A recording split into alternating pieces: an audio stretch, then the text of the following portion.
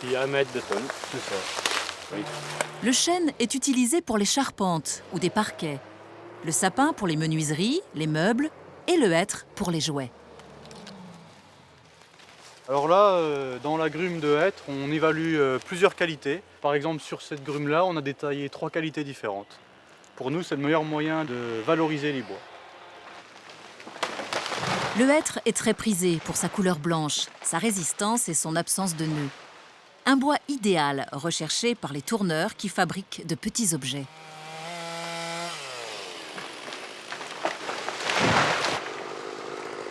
Quand on quitte la forêt, le paysage fait place à des hameaux ou des maisons isolées.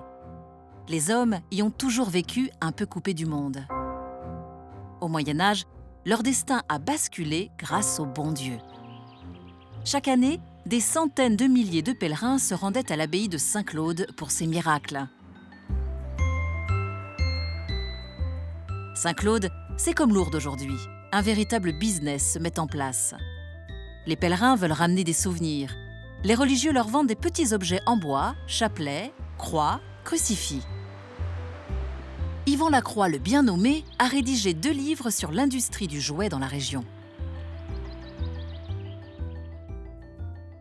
Pendant très longtemps, le modèle n'a pas tellement évolué. C'est surtout après la Révolution qui a mis fin au pèlerinage dans la région de Saint-Claude que les artisans ont été obligés de s'adonner à une autre activité, de fabriquer d'autres objets. Ils se sont mis ainsi à confectionner toute une multitude de petits objets en bois, des objets courants de la vie usuelle, parmi lesquels il se trouvait des jouets. Et on appelait ça les articles de Saint-Claude. Et ces artisans, ils se sont réunis, que ce soit au sein de coopératives ou d'ateliers communaux, ou bien certains d'entre eux ont fondé des entreprises où ils faisaient travailler d'autres personnes.